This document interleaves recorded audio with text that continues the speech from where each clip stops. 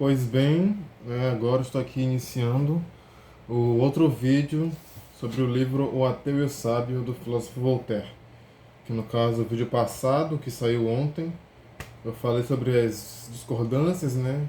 E no caso foi vídeo resposta sobre alguns pontos aqui da história do Voltaire, né? O Ateu e o Sábio. Agora nesse vídeo aqui, então, vou trazer aqui os pontos de concordâncias com o Voltaire aqui, né? Que o Voltaire aqui, além de também criticar o ateísmo, ele critica bem mais o cristianismo, inclusive. Curiosamente, embora seja o ateu e o sábio, aqui, pelo que eu analisei assim, tem muito mais críticas ao cristianismo do que ao ateísmo. Embora as críticas não sejam tão sobre o cristianismo em si, pelo que eu me lembro aqui agora, depois ao passar do vídeo eu vou aqui revendo as coisas, né, e tal. Mas pelo que eu vi, é mais cristão criticando outro cristão e meio que dando a entender que, pô, não tem como dizer qual do lado que tá certo, ou coisa desse gênero. Bom, então vamos começar aqui a mostrar aqui as concordâncias que eu tenho aqui com Voltaire no seu livro O Ateu e o Sábio. Ou também, no caso, né, ele também critica bastante meio que o modo de agir, o modus operandi de muitos cristãos aí, que eles faziam, né? E também ele critica bastante isso. Hipocrisia também. Ele critica tanto a fé em si, em alguma coisa, ou do jeito de querer ter fé naquilo, mas também critica bastante a hipocrisia. Acho que ele diria que seu ponto da mais. Que seu ponto, cara, eu gaguejei muito agora. Diria até que seu ponto mais crítico dele aqui na história. Vamos aqui no capítulo primeiro do livro, que diz aqui. Que basicamente aqui é uma carta, né, de uma jovem inglesa. Na real, acho que aqui é francesa. Não, sim, é uma jovem francesa que estava ali meio que numa situação ali que ela bisbilhotou um jovem inglês, né? E no caso ela vai aqui falar um pouco, aqui, uma aventura de um jovem inglês chamado Gênio. Aqui é um negocinho que está escrito aqui, né? Que é uma carta. E então essa jovem francesa vai falar sobre esse jovem inglês, né? Que, enfim, aí eu vou ler aqui e depois eu vou comentar mais os trechos, né, dessa carta aqui, que eu vou ler aqui dois trechos. Certificamos-nos que os English tinham cauda de macaco, patas de urso e cabeça de papagaio, que na verdade falavam algumas vezes como os homens, mas que quase sempre assobiavam, que eram, aliás, notoriamente hereges, que a Santa Virgem, que é muito favorável aos outros pecadores e pecadoras, nunca perdoava os hereges e que, por conseguinte, seriam todos infantilmente exterminados. E aí, noutra cena aqui, da mesma carta, ela diz: São Tiago e Santa Virgem, é assim que são feitos os hereges. Oh, como nos enganaram! Porque basicamente ela viu como é que era um herege, ou seja, um inglês, um English, e ela viu que meio que a propaganda fizeram ali, a, a doutrinação que fizeram ali na cabeça dela de julgar os ingleses como tendo rabo de macaco e patas de urso, era falsa, né? E no caso aqui eu fiz aqui a anotação do primeiro trecho que eu escrevi assim: reflete como descreviam pejorativamente os povos bárbaros. Lembra-se lembra-se essa cena de o Coração do Valente e a propaganda nazista. No caso aqui botando anglicano igual herege. Bom, porque meio que fala primeiramente do Coração Valente, do nazismo e de hoje em dia também. Basicamente uma cena ali no filme do Coração Valente que o William Wallace, né, ele tem ali uma reunião com a duquesa ou com a rainha ou alguma coisa do tipo, ou algo nesse gênero, eu esqueci agora direito a cena do filme, mas assim, ele tem lá uma reunião civilizada com ela e tal, e ela meio que percebe que ele é um homem muito digno, um homem muito civilizado, né, e também ele até conhece até do cristianismo, porque ele fala que ela propõe para ele trair seu povo lá, né, por dinheiro e se entregar para os ingleses, os escoceses se entregarem para os ingleses e para se renderem, basicamente. Aí no caso ele fala: Ah, e você quer que eu seja um Judas então? Né? Referência ali ao cristianismo e tal, e ela até surpreende com essa cena. E aí, no caso, lá no filme, né, eles tratam os escoceses como povos bárbaros, como povos, assim, hereges, né, e tudo mais. E no caso, não é verdade, né, e tudo mais. Tal qual aconteceu aqui também com a doutrinação dos franceses para com os ingleses. E também tem, obviamente, lá a propaganda nazista, né, que meio que pejorativizava muito os judeus, lógico, uau, né. Eu lembro até de um filme chamado Jojo Rabbit, acho que é o nome dele, do filme Jojo Rabbit, que é um menino judeu não, um menino ariano ali que é super doutrinado pelo nazismo e que tem repulsa total para os judeus e tudo mais, e no caso a família dele meio que começa a guardar um judeu, uma judia em casa, e ele começa a achar estranho, tipo, pô, você não tinha vermes nos cabelos? Você não tinha, sei lá, uma cauda, não sei o que lá, né, desse tipo de coisa. Ele me lembrou aqui bastante isso, que é uma crítica bem interessante, né? Bem boa e bem atual, inclusive bem até premonitória, assim, né? E uma crítica eterna, digamos assim, né?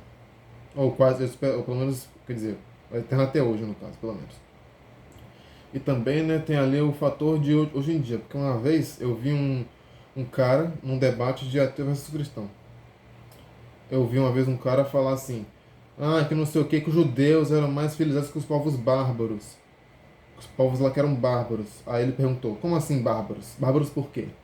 Aí ele falou lá, porque cometiam barbáries. Que barbáries? Aí no caso lá deu tempo dele sair, não deu.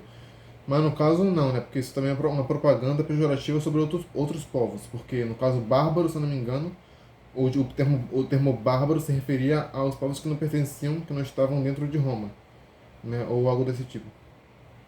Mas aí no caso, no caso posteriormente virou sinônimo de povo violento, né? Mas no caso os povos naquela época ali de antigamente e tal, eles não eram tipo isso, por exemplo, né? É, se eu não me engano na Bíblia diz que os adoradores do deus Baal eles sacrificavam bebês para o deus, mas no caso arqueologicamente falando, historicamente falando, não existe nenhuma prova que isso tenha existido, ou seja, basicamente é outra doutrinação, outra propaganda contra, nesse caso, bem antigamente, o deus Baal, para dizer que o Deus de Israel, Jeová, é o Deus bom, né? O Deus Baal é ruim. Mas no caso, isso é falso, né? E isso existe desde sempre. Nessa doutrinação, essa propaganda, meio que demonizando outros povos. Basicamente isso, né? E também, por exemplo, uma vez eu vi, agora que eu me lembrei, eu também vi uma vez um jogo que lançou, que basicamente você era um indígena, lá, azteca, meio que tentando matar, né, os espanhóis que estavam lá no México, na México, né, antigo México. E no caso lá, um monte de gente começou a falar que não, os indígenas aztecas, eles sacrificavam pessoas, eram canibais e tudo mais, eram super violentos e tal. Só que no caso, eles não deixam. No caso, de fato é verdade, né? Porque tinham realmente rituais ali abomináveis, deploráveis. Só que no caso, não, eles não começam a falar também, né, que os espanhóis, quando chegaram lá, também foram uns desgraçados. Eles fizeram extermínio, fizeram tudo de demoníaco lá nos povos astecas, né? Os povos indígenas do México. E nos outros povos também, enfim. Mas no caso, meio que, basicamente, a estratégia do cristianismo, ou de outras religiões, assim, até o judaísmo também, durante muito tempo, em vários momentos, é de demonizar outro povo para dizer que nosso povo é o correto, porque eles são demônios, basicamente. É isso, que Voltaire meio que tentar apontar aqui, que historicamente aconteceu e ainda historicamente acontece, né? Como eu falei nesse debate de ateu versus cristãos que eu falei aqui agora. Claro, no caso aqui, a personagem, depois que ela viu a realidade, viu que de fato o Gene, né, que é o protagonista, não é bem o protagonista na real, ele é mais a engrenagem que faz a história girar, porque sem ele não teria essa história. Mas enfim, ela vê lá que o Gene não é um monstro assim, não é um ser abominável, né? Ela fica tipo, nossa, me enganaram, ela até se encanta por ele, né? Fica lá apaixonada por ele. E no caso isso demonstra que basicamente todos os humanos são mais ou menos iguais, assim. Tem uma moral parecida e tudo mais, tem uma moral um modelo de sociedade que funciona. Não é porque a pessoa tem a crença diferente e nada desse tipo que vai te fazer ser uma pessoa monstruosa, nem nada assim, né? Inclusive, muitas vezes quando a gente julga a pessoa como sendo monstruosa, na real nós somos tão monstruosos quanto essa pessoa, né? Ou até mais, muitas vezes. Por exemplo, também que eu deixou a falar aqui que, porque, né, o deus Baal supostamente mandava, ordenava, tinha como mandamento, né, sacrificar bebês para ele, né, para a adoração dele. Mas também lá na Bíblia, o deus Jeová, né, se eu não me engano, lá na invasão dos cananeus, para exterminar, manda exterminar os cananeus, todos, né? Manda exterminar mulher, grávida, criança, bebê de peito, né, bebezinho, e até todos os animais. Manda matar todo mundo lá. Ou seja, manda até exterminar os bebês de lá, né? E no caso isso aí demonstra que também o Deus Jeová então é um Deus de merda, né? Já que Deus Baal manda matar bebê, o Deus Jeová também manda. Logo, ele é tão merda quanto os dois deuses são uma merda. São deuses com atitudes e mandamentos repulsivos. Bom, agora aqui eu vou falar da marcação na próxima marcação aqui, que diz o seguinte. Peraí. Mesmo que fosse judeu, retrucou nosso amigo com seu sangue frio habitual. Fica bem para você, senhor Caracucarador. Caracucarador, que nome incrível. Assar pessoas porque descendem de uma raça que outrora habitava um pequeno cantão pedregoso bem próximo do deserto da Síria? Que lhe importa se um homem tem ou não um prepúcio e que celebre a Páscoa na lua cheia ou no domingo seguinte?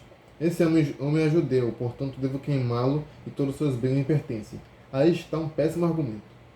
Não se raciocina desse modo na Sociedade Real de Londres. Sabe muito bem, senhor caracucarador, que Jesus Cristo era judeu, que nasceu judeu, viveu e morreu judeu, que celebrou a Páscoa como judeu, na lua cheia, que todos os seus apóstolos eram judeus, que foram ao templo judeu após o desfecho infeliz da vida de Cristo, como está escrito de forma expressa, em que os seguintes primeiros bispos secretos de Jerusalém eram judeus. Seu filho não é judeu, é anglicano. Que ideia lhe passou pela cabeça para querer queimá-lo? No caso aqui, né, o caracucarador é um inquisidor, né? Que ele tentou ali, né, executar pessoas que não concordam com sua crença. Né? No caso ali, um judeu, né? E também aparentemente um anglicano aqui. E no caso, isso é basicamente a crítica, né? Ele está expressando, está expressando porque que a Inquisição é uma completa idiotice. E também, né, ele meio que evidencia aqui, como eu escrevi aqui do ladinho, evidencia o esquecimento da origem judaica do cristianismo. Absolutamente judaica.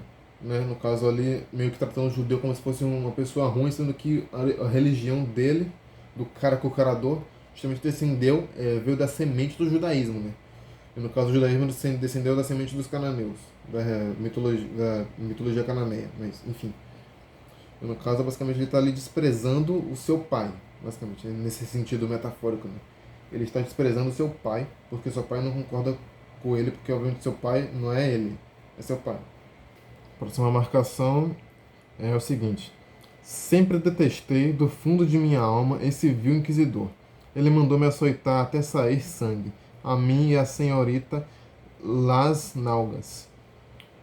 Se quiser tornar minha vida tranquila, mande enforcar esse acelerado de monge ao pé da minha janela.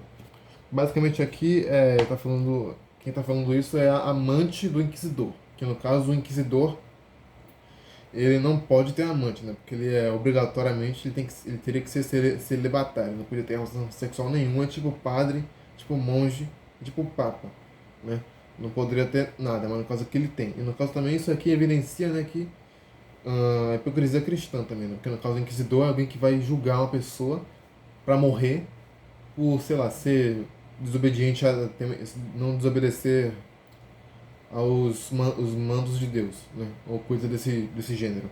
Ser herege, enfim, né? Vai julgar uma pessoa à morte por não obedecer à lei sagrada. Mas no caso do inquisidor aqui, né, ele também não obedece, porque ele está sendo celibatário. Ele está transando ali gostosinho com a amante dele. E no caso ele não poderia fazer isso, ou seja, é basicamente um hipócrita julgando outras pessoas entre outras coisas também, hipocrisia. Né? Uma hipocrisia ao quadrado, no caso. E também isso aqui é uma crítica, né, ao fato de muitos muitos padres também, né, por exemplo, ainda assim, mesmo sendo padres, transarem, né, terem amante, coisas desse tipo, né, obviamente que acontece muito, ainda mais com crianças e pastores também. Eu diria até que com até mais pastores do que com padres, mas não vou certificar que essa informação é 100% correta, mas eu diria que é. E a próxima marcação diz o seguinte: nunca se deve condenar um homem à morte a não ser quando isso for absolutamente necessário para a salvação do próximo. Os espanhóis iriam dizer que os ingleses são bárbaros que matam todos os padres que encontram. No caso aqui, primeiramente, está aqui dizendo que os espanhóis iriam dizer que querem matar todos os padres, né? Só que no caso, lá se considera a favor de pena de morte só quando é absolutamente necessário para a salvação do próximo. Não como algo bárbaro, né? Como eles tentam, como no caso esses personagens aqui tentam fazer ao demonizar outras pessoas, né? Que são hereges lá para a perspectiva deles. Né? No caso aqui também seria um bom ponto para ser a favor da pena de morte, né? Que no caso seria só ser a favor dela quando fosse absolutamente necessário para a salvação do próximo, para salvar o próximo, né? E tal. E no caso também eu já vi uma vez, né, num debate de um ateu versus cristãos, esse mesmo dito, de que os espanhóis iriam dizer que os ingleses são bárbaros e que matam todos os padres que encontram. Esse negócio de matar padres, né? Uma vez também vi uma mulher no debate de um ateu versus cristão que falou que os iluministas queriam matar os padres todos, ou coisa desse tipo. Só que no caso, não, né? Isso não acontece, isso é só em propaganda enganosa e tudo mais, pejorativização, né, para tentar demonizar e imputar barbaridade nesse caso aqui também aos ingleses, né, nesses três que eu li, e aos próprios iluministas, né, porque no caso tinham até padres iluministas, né, nesse movimento aí, que é um movimento basicamente de remover a religião do Estado, separar os dois, é basicamente só isso, não é ir ser contra a religião, o iluminismo. Agora a próxima marcação diz o seguinte: tamanha demência tocou o coração dos catalães. Aqueles que haviam sido libertados dos calabouços da Inquisição concluíram que nossa religião, no caso o anglicanismo, valia infinitamente mais que a sua, no caso a deles, né? Quase todos pediram para serem aceitos na igreja anglicana, ou seja, no caso aqui, né, o contexto é que alguns prisioneiros que fizeram alguma merda ali, né, não lembro agora o que foi, mas que fizeram alguma merda ali na vida e tal, foram presos, né, pelos inquisidores hipócritas e iriam ser mortos, né, por eles. Mas no caso, só que depois o pastor anglicano aqui, o Freinde, né, se não me engano foi ele que apareceu aqui, foi ele sim. Ele meio que conseguiu ali libertar as pessoas ali presas, né, os catalães, nesse caso aqui. E aí, com isso, ele basicamente meio que deu uma aconselhada ali a eles ou algo do tipo. Basicamente, os catalães se comoveram com aquilo lá, com o gesto de bondade dele, e com isso se converteram ao anglicanismo. Né? Ou seja, o que isso aqui quer dizer? Que os atos, as obras, valem muito mais do que as palavras. Né? Porque no caso dos inquisidores ali, falaram que tinham a santa fé, a santa igreja e qualquer baboseira desse tipo, só que no caso eram demônios. Né? Já o anglicano aqui, não. O anglicano aqui demonstrou seu cristianismo, sua fé, sua verdade, através dos seus atos, né? E com isso ele conseguiu convencer, né? Converter, melhor dizendo, as pessoas. Ou seja, obras valem mais para a conversão do que meros gestos, atos intelectuais humanos. Que é uma coisa que, aliás, Jesus falou na Bíblia. Embora ele tenha falado ali de obras no sentido de também milagres, mas... Enfim. Agora aqui é uma marcação meio grande, mas que é mais só para contextualizar. E depois a marcação aqui, que realmente foi o que eu marquei. Que foi o que eu me identifiquei ali na passagem. Enfim, mas eu vou ler aqui tudo. O contexto e a passagem, sim. Primeiramente, isso aqui é um diálogo entre o Barechal, né, que no caso é um católico, e o Freinde, que é o pastor anglicano, o qual eu já falei ali no vídeo anterior, né, que é o cristão, que é o sábio, no caso.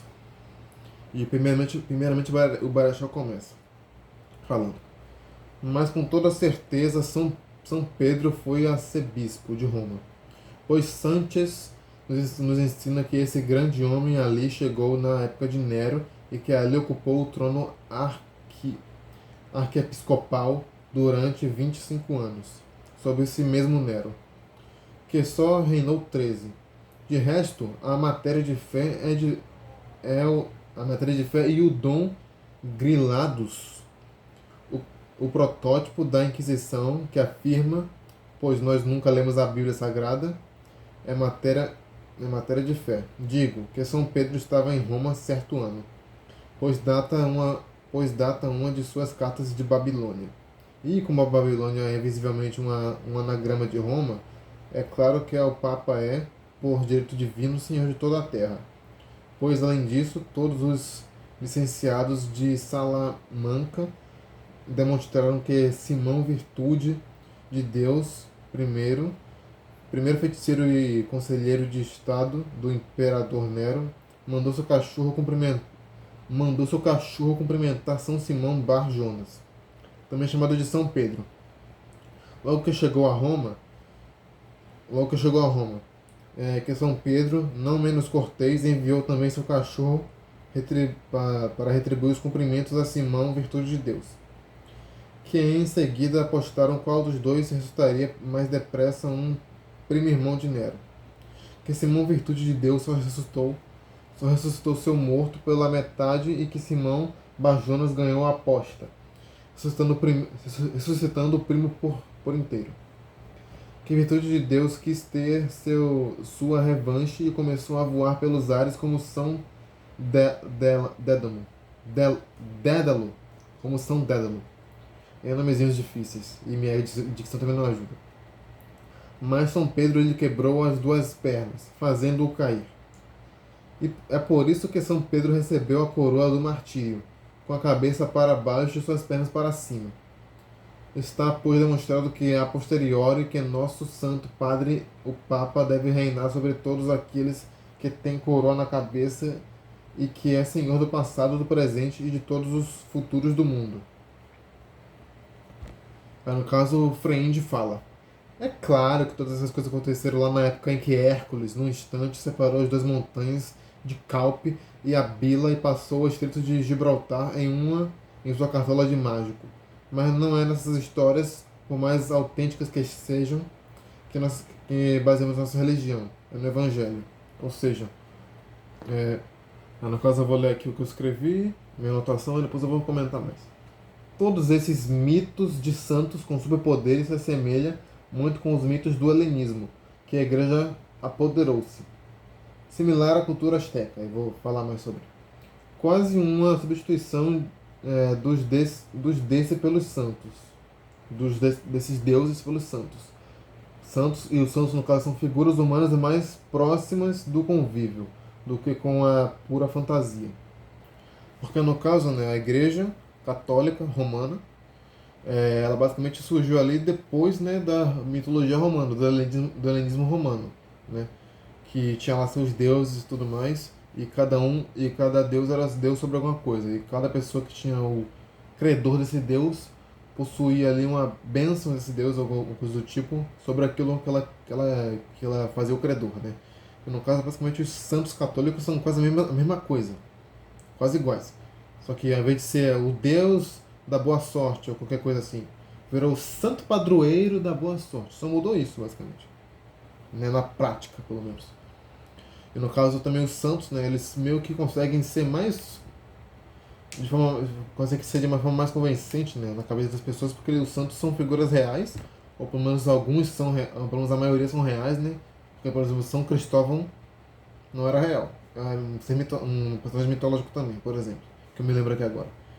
Mas ainda assim são figuras humanas que Deus deu bênçãos ou coisas desse tipo, e no caso elas estão mais próximas dos humanos do que as figuras totalmente mitológicas e fantasiosas do helenismo, né? Os deuses gregos e romanos, né?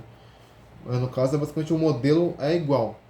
Só muda que agora tem um deus superior, em vez de deuses são santos, basicamente. E no caso, o que eu falei aqui dos astecas, que meio que esse negócio de apropriar-se, digamos assim, da cultura de outra cultura, integrá-la à sua, né? Ou modelá-la à sua também, ou modelar a própria na outra, enfim, adaptar-se a outra cultura é algo típico do catolicismo. que acontece muito. Por exemplo, um exemplo muito bom, eu acho, que é a questão asteca, que eu falei anteriormente, inclusive, né? Que, no caso, lá para pregar, né, a fé católica no México, na época aí dos indígenas lá, né, eles basicamente meio que fundiam elementos da cultura indígena de lá, né, que, enfim, elementos da cultura indígena de lá, que eu não vou saber agora explicar quais são, e fundiam com o catolicismo. No caso, fazia ali coisas que eles poderiam, que eles já estavam familiarizados com uma religião nova, uma cultura nova, né. Fundir isso aí para conseguir catequizar melhor, né, a questão lá. Por exemplo, também tem lá a questão do mito da Santa de Guadalupe, né, que no caso ali é uma pintura com elementos astecas, só que está ali a Virgem Maria, né? A Virgem Maria com elementos astecas, né, que supostamente foi Deus que pintou, qualquer baboseira desse tipo. Aí no caso lá, basicamente fundiu o catolicismo mesmo com os elementos culturais da outra cultura para conseguir catequizar melhor, né? E no caso isso também aconteceu também com a questão do Yorubá, na África, por exemplo. Né? Que ainda assim, por exemplo, na Nigéria, né? Que tem a parte norte muçulmana e a parte sul mais cristã. Lá já a parte muçulmana sempre foi muçulmana historicamente, assim, durante um bom tempo, assim, foi historicamente muçulmana. Já a parte cristã é cristã de forma mais recente, né? Com a colonização. E no caso, para conseguir catequizar rapidamente, meio que mesclaram elementos da cultura Yorubá, que era a religião antiga de lá, né? Na real não era nem tipo uma religião, porque Yorubá acho que não é bem uma religião. É uma mescla de cultura, de religiões de africanas, né? Então, enfim, fundiram esses elementos e converteram lá eles ao cristianismo sem esquecer o passado Yorubá. Tal qual Roma não esqueceu o passado helênico, né? Helenista. Mas no caso lá, basicamente o cristianismo de lá possui vários elementos da cultura das religiões africanas antigas, tal qual, por exemplo, similarmente acontece aqui no Brasil com a Umbanda, né, que possui ali muitos elementos católicos, né, a Umbanda também, que é um exemplo aí sobre o catolicismo se mesclar, se entranhar, se apropriar também, né, de culturas alheias para pregar, mas né, para moldar a fé alheia. E no caso aqui o trecho fala isso, né, zombando sobre esse fato, né, histórico do catolicismo, dizendo que, é claro que esses santos aí saíram voando, fazendo uma aposta na época que Hércules fez lá tal coisa, né, claro, com certeza. Aí, no caso aqui, próxima marcação é o seguinte, houve uma grande disputa no ano 431, durante o concílio de Éfeso, para saber se Maria era Theotokos, melhor dizendo, que seria mãe, né? Theo é Deus e Tokos é mãe, se eu não me engano, ou algo desse tipo, maternidade, enfim. E se, sendo Jesus Cristo ao mesmo tempo Deus e filho de Maria, era possível que Maria pudesse ser ao mesmo tempo mãe de Deus Pai e de Deus Filho. No caso Voltaire aqui, como eu vou comentar aqui, que Voltaire acha que é um Deus, não se importa com isso, com esses detalhes semânticos, detalhes técnicos assim. Ele acha que um Deus não se importaria com isso, até porque um Deus que é completo, primeiramente, ele nem criaria nada, né? Porque ele seria completo, não teria necessidade de criar nada em vontade, porque já estaria completo em si mesmo.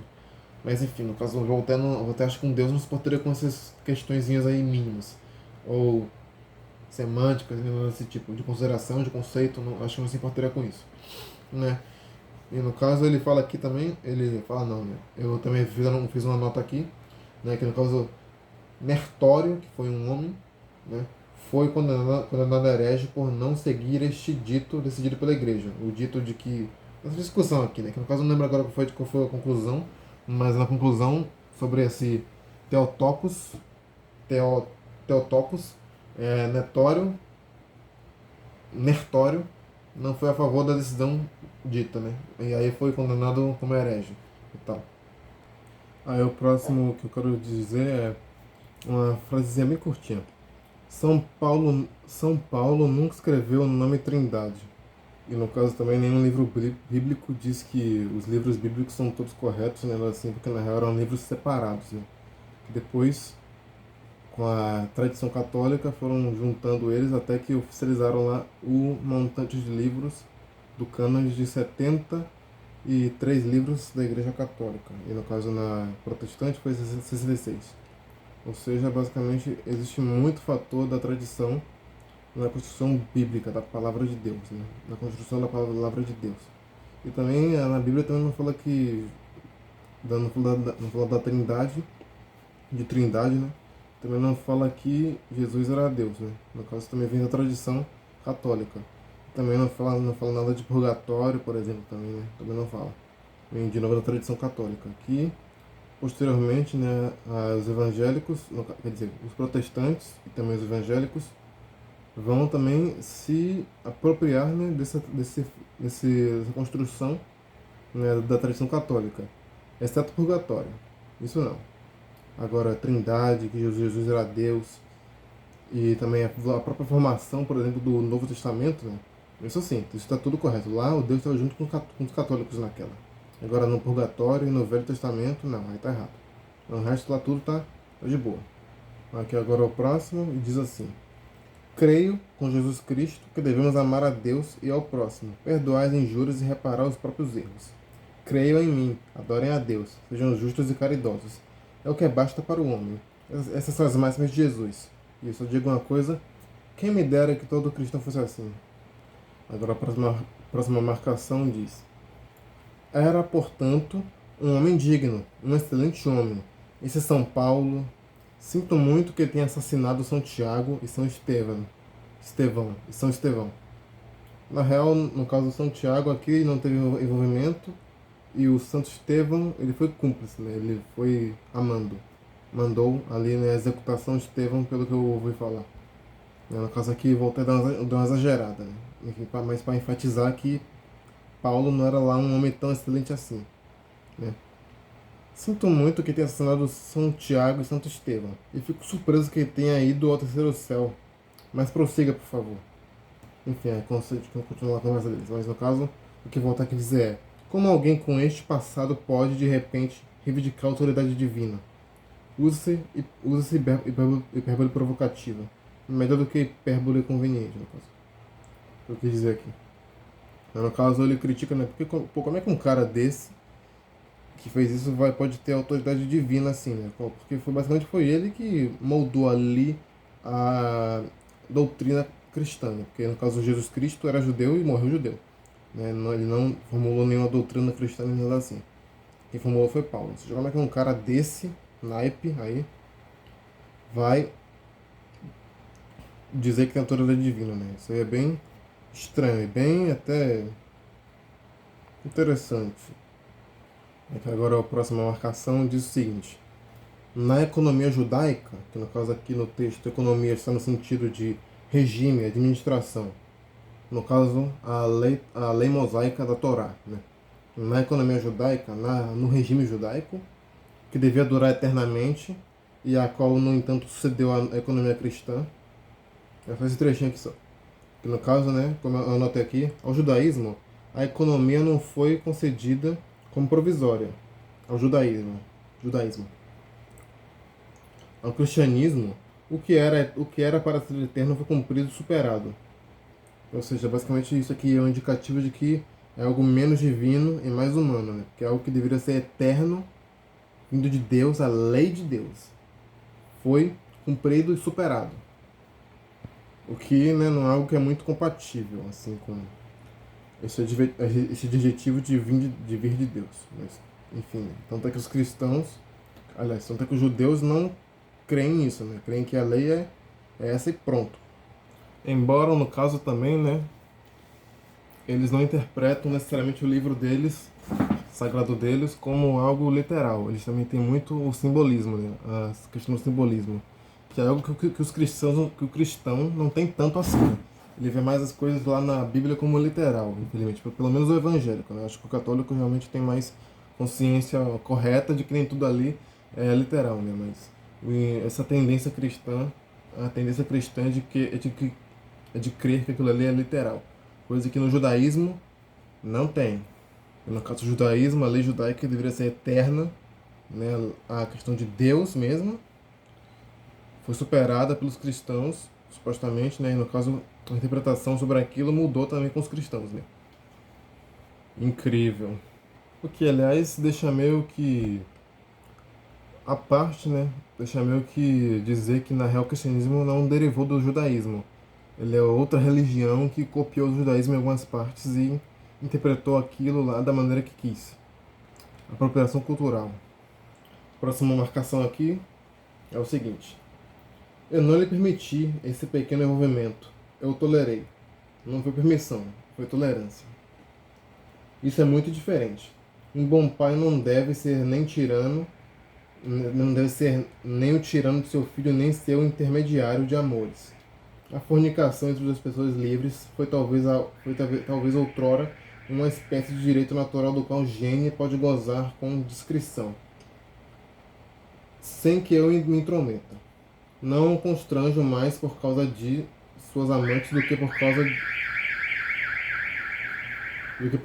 de seu almoço e de seu jantar. No caso, primeiramente aqui, está dizendo que, embora no anglicanismo também, seja pecado ter amantes, digamos assim, também ele julga aqui que é errado ficar policiando a pessoa. Fica, tipo, julgando a pessoa assim, apontando o dedo e não sei o quê. Ou seja, não é permissão, é tolerância quanto àquilo. Porque, de novo, é pecado, mas também é errado policiar.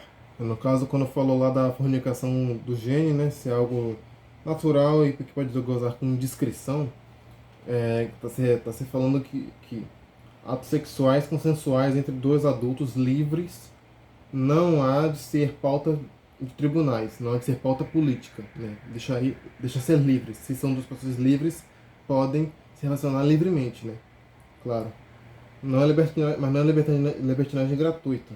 É liberalismo moral iluminista. Não é tipo, tem que deixar a pessoa transar com o que ela quiser. Mas não é incentivar a pessoa a transar, sei lá, fazer suruba, orgia, assim à vontade, tudo mais. É só questão de ser liberal com a pessoa. Não é incentivar promiscuidade, nada desse tipo. É só questão de permitir tolerância e respeito. E no caso aqui, quando ele falou que não constrange o filho aos amores tanto quanto não constrange aos almoços, é porque Voltaire está igualando aqui, o ato de amar, não exatamente só o ato de sexo, mas o ato de amor, de amar. A pessoa está botando em equivalência aqui ao ato de sentir fome, No caso, são atos igualmente naturais. Bom, agora a próxima marcação diz o seguinte: ficamos sabendo que, com efeito, levavam uma vida dissoluta e devassa. E no caso, esses dois termos aqui, são termos pejorativos, acusatórios, que meio que, de novo, tentam, digamos, demonizar outras pessoas. E, claro, desqualificá-las, quanto às suas atitudes, então, com esses adjetivos aí pejorativos. Suas vidas devassas com a senhora Clive Hart e um bando de jovens ateus. Está falando ali do gênio, no caso, que o gênio está envolvido com esse tipo de pessoa aí. Jovens ateus, aliás, pessoas de espírito. No caso aqui, pessoas de espírito, como eu falei no vídeo anterior, eu acho, pessoa inteligente, pessoa racional, inteligente, por isso que é de espírito. A quem as próprias libertinagens haviam persuadido de que o homem nada tem de superior ao animal, que nasce e morre como um animal, que ambos são igualmente formados de terra, que voltam igualmente à terra, e que não há nada de bom e de sensato senão em se alegrar em suas obras e em viver com aquela a quem se ama. Como conclui Salomão no final do capítulo 3 de seu Kohelet, sei lá, que nós chamamos de Eclesiastes. Que no caso aqui, ele está bastante igualando não, está bastante falando que os ateus creem ou acreditam em algo baseado na sua descrença que condiz basicamente com o que diz na Bíblia, inclusive, no livro sobre Moisés. Se não me engano, é sobre Moisés aqui. Que o ser humano não tem nada especial para com o animal e ele voltará à sua terra. Ele voltará a virar terra, voltará ao pó, no caso. E que, com isso, nessa vida tem que se alegrar, e fazer obras boas e tal, estar com quem se ama, Tal qual um naturalista, um cético, um ateu também acredita nisso, que deve se fazer isso. E no caso aqui implica então uma similaridade, com a questão ateísta, ou cética, enfim. Mas no caso aqui, tá tudo bem dizer isso aqui na Bíblia, pois é a Bíblia, não é o ateísmo que tá, não é o ateu que tá falando, é a Bíblia. Logo, basicamente é um ataque aqui, né? Quem está falando isso, né? Não o que é falado. É quem fala isso e não o que é falado. E no caso, basicamente também aqui, crítica ao ateísmo que considera o homem qualquer outra coisa. Materialismo radical. No caso também aqui é uma crítica ao materialismo radical também. Né? Que também é uma coisa meio ruim, porque, enfim, tem que ter. Não tem que ser só isso, né? Não tem que ser só racional, também tem que ter um fator da emoção aqui, né? Que eu também concordo. Que, enfim, sobre o amar aqui, né? Não é só materialismo puro. Mas, de fato, isso aqui, o que mais se diz é sobre essa posição, né? Posição mais ateísta na Bíblia, digamos assim, e que é criticada pelos cristãos, mas que está presente na própria Bíblia. Ou seja, não é o que se diz, é o quem diz, aquilo, como eu já falei anteriormente. Aí, um pouco abaixo dessa marcação que eu fiz, tem outra marcação que eu vou comentar. E Burton pretende que Moisés não acreditava na imortalidade da alma. E como, com efeito, Moisés jamais falou a respeito, conclui que é a única prova que sua missão era divina. No caso aqui, como Moisés nunca falou nada contra a alma, logo ele conclui que Moisés cria na alma, né?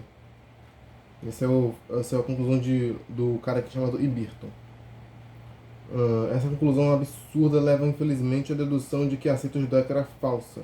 Os ímpios concluem que, por conseguinte, que a nossa fundada na judaica também é falsa. E que, sendo a nossa falsa, que é a melhor de todas as outras são mais falsas ainda.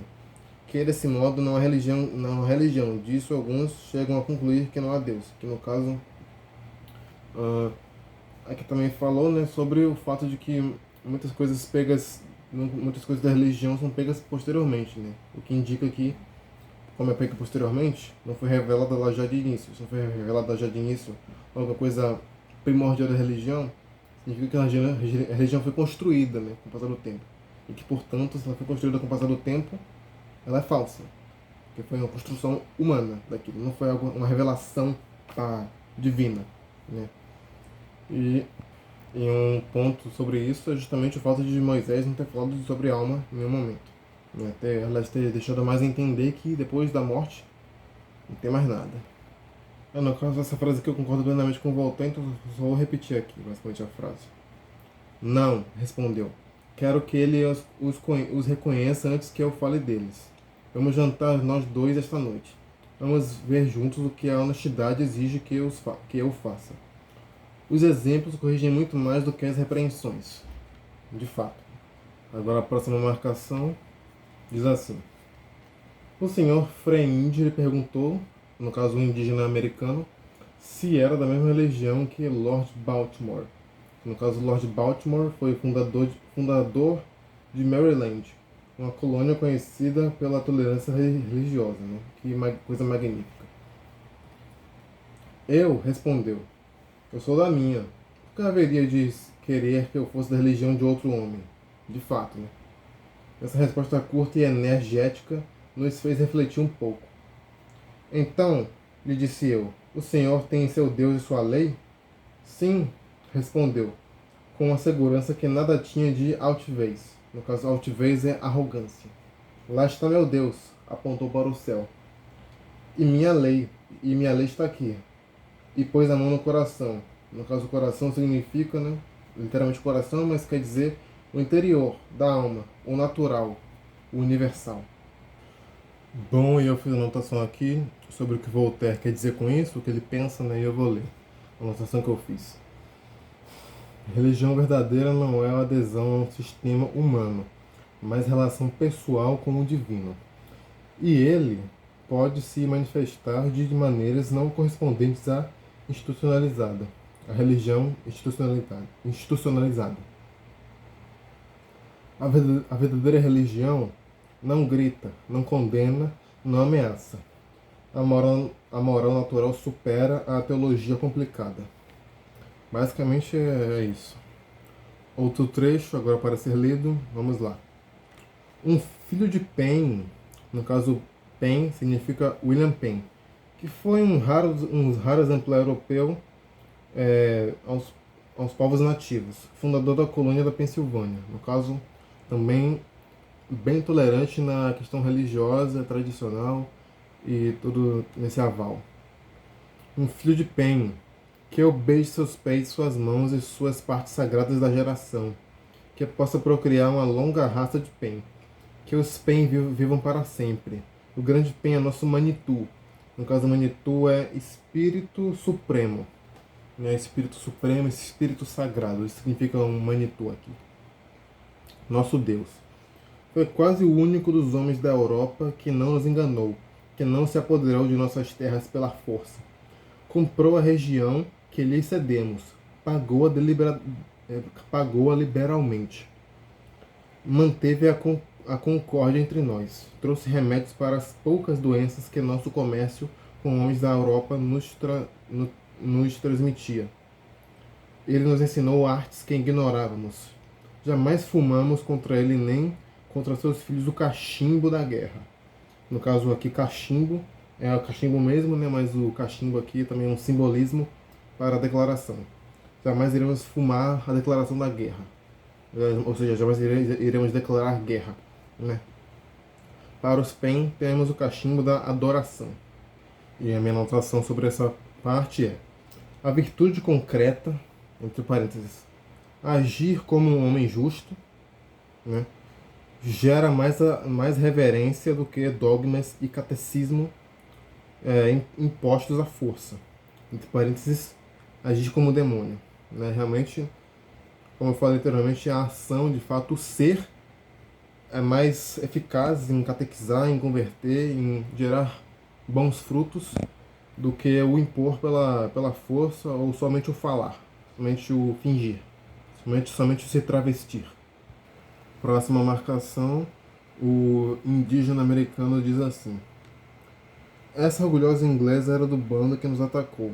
Matou um dos nossos com um tiro de pistola, disparado pelas costas. Nada fizemos a Paruba, no caso um indígena lá também. Estava junto com esse bando que eu falei anteriormente, dos ateus e junto com o gênio. Porque nada fizemos a Paruba, porque ficamos sabendo que era filha de um dos nossos antigos camaradas e que só tinha vindo aqui para se divertir. É preciso dar a cada um segundo suas obras. No caso, eu anotei aqui sobre isso. Princípio moral universal, independente da moral cristã. Ou seja, meio que aqui quer dizer, né, que qualquer cidadão, qualquer sociedade consegue perfeitamente ter um princípio moral com base no secularismo, por exemplo, né, de não fazer aquilo com outro que eu quero que não faça comigo, por exemplo, ou então tentar ser justo com a pessoa, punindo ela de acordo com o que ela fez, né, sendo justo, digamos assim. Isso é um princípio que independe da moral cristã, né? Enfim. E depois, né, o narrador, ele reflete. Freinde ficou impressionado com essa máxima, mas observou que o costume de devorar mulheres era indigno de tão brava gente e que, com tantas virtudes, não deviam ser antropófagos. Ou seja, basicamente com isso aqui, voltar quer dizer que a moral é natural. E no caso, essa moral natural vem de Deus. Só que no caso, a moral natural, ela não significa que ela é perfeita automaticamente, né? Porque, de acordo com Voltaire, nós, com o passar do tempo, vamos mais e mais nos aproximando de Deus, né? Do Deus deísta, porque a moral advém dele, no caso, né? Ou seja, de fato, né, uma moral, embora não seja universal, né, por exemplo, isso, de não fazer com o outro o que eu não queria que fizessem comigo, ainda assim ela pode ser imperfeita, perfeitamente perfeita, né? Digamos assim. Pois depende do costume, depende das tradições daquele local ali, ou então depende também da noção, né, daquele povo, né? Tanto o povo indígena quanto o povo cristão também. Porque, como eu anotei aqui, práticas abomináveis podem e vão ser feitas por todo e qualquer povo, independentemente da moral vigente. Próxima marcação aqui é bem grande, então vou ler aqui toda e depois vou comentar sobre as partes. Birton se divertiu em sustentar a opinião das montanhas azuis, dos locais dos indígenas, no caso. Disse que o costume de colocar o próximo na panela ou no espeto era o mais antigo e mais natural, pois já o haviam encontrado estabelecido nos dois hemisférios. No caso, isso aqui basicamente é meio que uma alfinetada no dito de que sobre a tradição, né? Porque no caso eu anotei aqui, é ridículo a ideia de que se algo é antigo, tradição ou natural, então é bom. Essa ideia no caso é ridícula, né? Por exemplo aqui, algo ser antigo, a tradição, se é tradicional, logo é bom. Não, essa ideia é ridícula. E também se algo é natural, também é ridícula.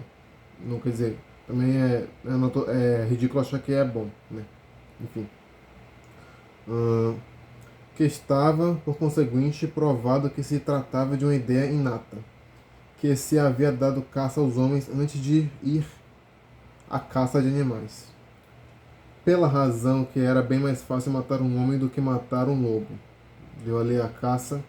Deu-se a caça primeiro dos homens do que dos lobos, por exemplo aqui, né? Que, se os judeus, em seus livros por tanto tempo ignorados, imaginaram que um tal de Caim matou um tal de Abel, talvez fosse apenas para comê-lo. Que esses mesmos judeus confessam claramente ter se alimentado várias vezes de carne humana. Que, segundo os melhores historiadores, os judeus devoraram as carnes sangrentas dos romanos assassinados por eles no Egito, em Chipre, na Ásia, quando suas revoltas contra os imperadores Trajano e Adriano. Ou seja, no caso, não existe povo naturalmente santo e, e ou seja, não existe povo naturalmente santo, né, que já vem ali santificado, no caso com a moral perfeita, né, não existe que já vem lá pronta. A moral se desenvolve com o passar do tempo, das eras. E também com isso também não pode se afirmar que existe um povo santo e os outros povos bárbaros, porque os santinhos também são tão bárbaros quanto os bárbaros, dependendo do tempo, ou então do próprio tempo já presente, né? Enfim, continuando. O bom Freinde, não, desculpa, nós deixamos proferir esses duros gracejos, cujo fundo podia infelizmente ser verdadeiro, mas que nada tinha de aticismo grego e da urbanidade romana. O bom Freinde, sem lhe responder, dirigiu a palavra aos nativos. Paruba interpretava, frase por frase. Jamais o grave tio Lotson falou com tanta energia. Jamais o insinuante Smaurix, sei lá, teve graças tão tocantes. O grande segredo está em demonstrar com eloquência. Ele lhes mostrou, portanto, que esses festins, onde é servida a carne dos próprios semelhantes, são refeições de abutres e não de homens. Que esse execrável costume inspira uma ferocidade destrutiva ao gênero humano, que era a razão pela qual eles não conheciam nem as consolações da sociedade, nem o cultivo da terra. Por fim, juraram por seu grande Manitu que não comeriam mais nem homens nem mulheres. No caso que está demonstrando aqui que racionalmente, né, que o canibalismo destrói a sociedade e não faz ela avançar, pois a sociedade não consegue avançar a níveis mais altos de escalão pelo fato de ter o fato de estar presente essa prática imoral, né? Freinde, na sua conversa, se impôs com seu legislador. Era Orfeu, que dominava os tigres. Os jesuítas agem inutilmente ao se atribuir milagres em suas cartas curiosas e edificantes, que raramente são uma e outra coisa. Jamais poderão se igualar ao nosso amigo Freinde, que no caso convenceu os indígenas que aquela prática era errada com a razão, e não com a imposição. E no caso, como eu escrevi aqui, que eu vou ler aqui o escrito que eu fiz aqui no livro, ele ensinou moral pela razão, não pela ameaça do inferno. O canibalismo é abominável, pois deterioriza uma sociedade e a impede de se tornar grande e prosperar, como a atual Europa, como a atual sociedade europeia, né? E esta racionalidade foi mais efetiva e eficaz do que os dogmas. A razão vence o dogmatismo. E no caso também, né, para uma recapitulação aqui, com base no que eu escrevi aqui em cima do livro, eu vou ler aqui. Se até mesmo o suposto povo escolhido pelo Deus verdadeiro cometeu atos tão atrozes como o canibalismo, quem estes agora, seguidores do suposto Deus certo, pensam que são para automaticamente se acharem providos de uma moral superior perante os indígenas? Quem eles acham que são? A moral superior, entre aspas, se desenvolve com o passar do tempo, né, com a evolução da sociedade. Não vem pronta a mandos de um Deus. Não há pedestal moral europeu perante os indígenas. Próxima marcação é a seguinte. O Birton, né, que é o ateu, de O Ateu e o Sábio, diz assim, num trecho da fala dele. Mas, falando sério, pensa que exista, não sei onde, um ser continuamente ocupado em punir todas as mulheres malvadas e todos os homens perversos que povoam e despovoam os quatro cantos de nosso pequeno mundo? Esquece que a nossa detestável Maria, que no caso é a Blood Mary, né, Maria Sangrenta, que, enfim, né, a Blood Mary, filha de Henrique VIII, foi feliz até a morte e, no entanto, havia feito morrer as chamas de mais de 800 cidadãos e cidadãs sob o único pretexto de que não acreditavam nem na transubstanciação, nem no Papa. Seu pai, quase tão bárbaro quanto ela, e seu marido, mais profundamente mau, viveram nos prazeres. O Papa Alexandre VI, no caso o Rodrigo Borgia, né, mais criminoso que todos eles, foi também o mais afortunado. Todos os seus crimes lhe saíram bem e morreu aos 72 anos. Poderoso, rico, cortejado por todos os reis. Onde está, pois, o Deus justo e vingador? Não, por Deus, não existe Deus. No caso aqui, Voltaire quer dizer aqui: a justiça divina não é visível nem garantida, historicamente falando. Logo, esta ideia cristã de Deus é falsa.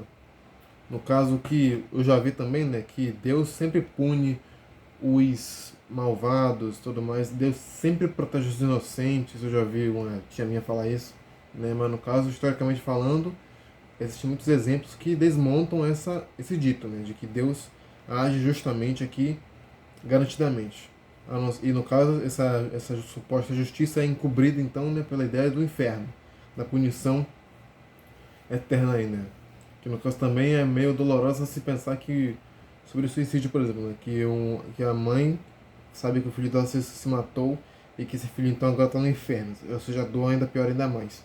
E também na questão de isso ser justo, né? Por exemplo, de que pessoas de outras religiões vão para o inferno só por serem de outra religião, mesmo sendo pessoas morais, de bem, né? Ainda assim, é uma questão ali do catequismo, né? Basicamente. Não tão de justiça, mas enfim, essa ideia de justiça garantida por Deus é falha. Isto aqui também é uma frase que, outra frase aqui na próxima página que me ateve bastante e que eu também já meio que pensava nessa frase antes, né? E quis então escrever aqui o que eu pensava sobre isso, né? Antes de ler essa frase, mas vou ler essa frase aqui e depois falar sobre. Que é assim, uma frase curta, mais profunda. Esqueçamos os sonhos dos grandes homens e lembremos-nos das verdades que eles nos ensinaram. Ou seja, esqueçam quem a pessoa é e foque no que ela ensinou, no que ela disse, de bom. Ou seja, o que importa é a mensagem, não o mensageiro e muito menos o que ele cria, no que ele acreditava, no caso.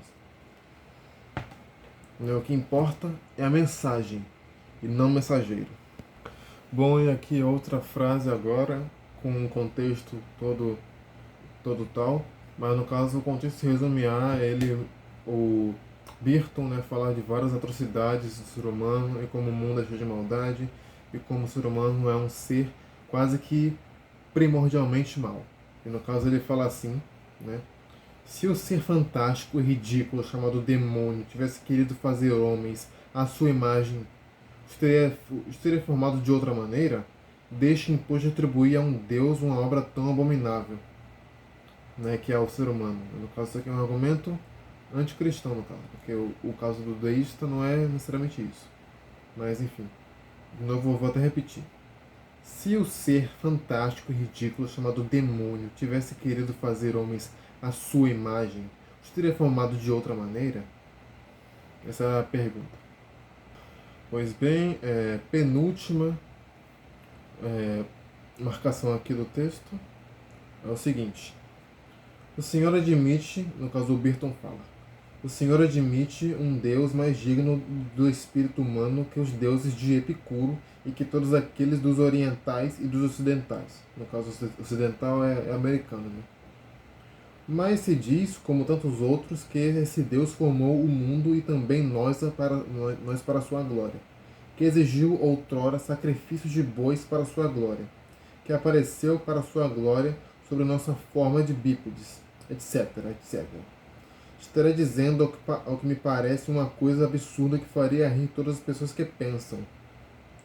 O amor da glória não é outra coisa que orgulho, e o orgulho não passa de vaidade. Um orgulhoso é um tolo que Shakespeare apresentava em seu teatro. Esse epíteto não pode convir mais a Deus que um injusto, de cruel, de inconstante. Se Deus se dignou fazer, ou melhor, organizar o universo, só deve ter sido em vista de nele deixar todos felizes. Eu o deixo refletir, Senhor, se ele conseguiu realizar esse desígnio, o único, no entanto, que poderia convir à natureza divina. Ou seja, no caso, o ponto que eu queria destacar aqui nessa marcação é que não faz sentido um Deus querer, ou precisar, ou ainda mais querer adoração, seja ela qual for. Não faz sentido nenhum esse Deus que é apresentado exigir, né, querer adoração para sua glória. Não faz sentido. Pois bem, agora a última marcação que eu quero falar aqui no vídeo,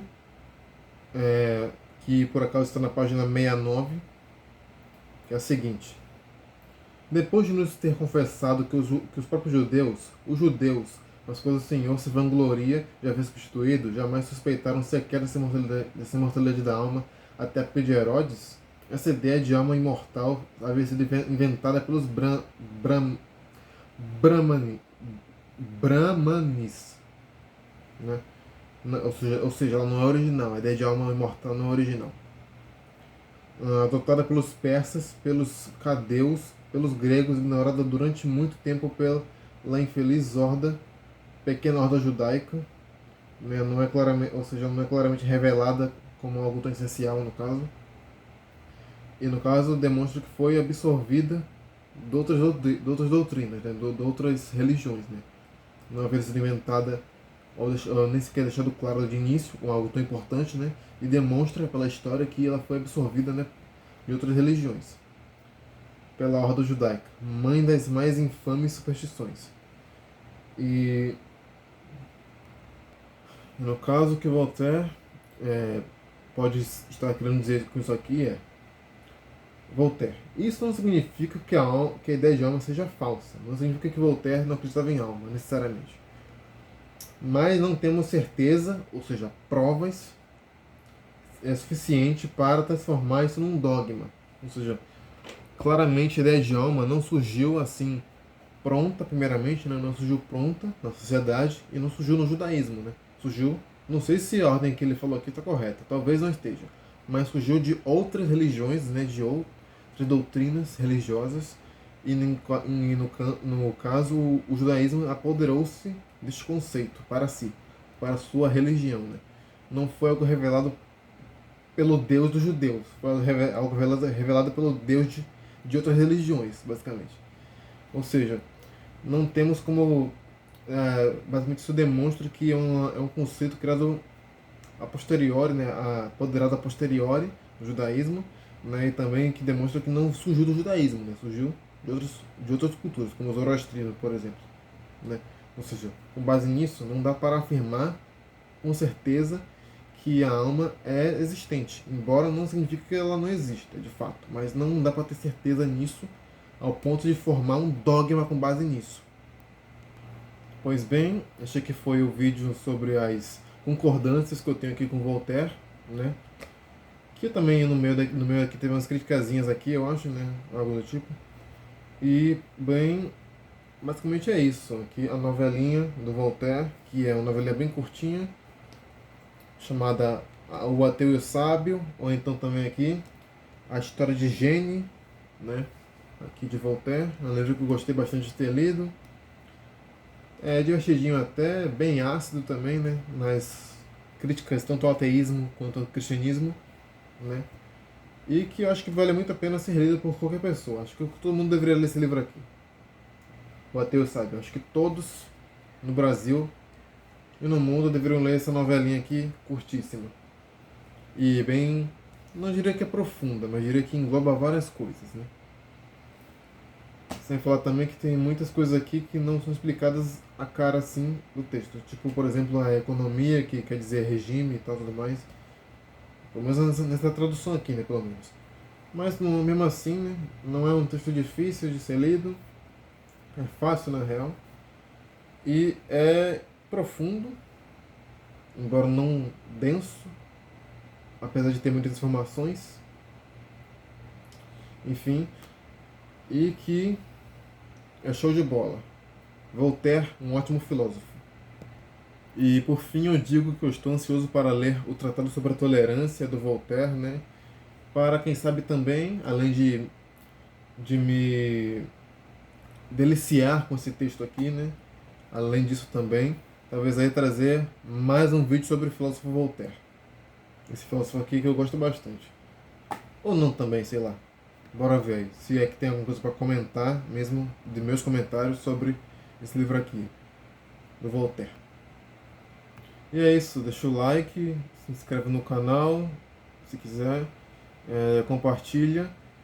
E é isso aí, legal.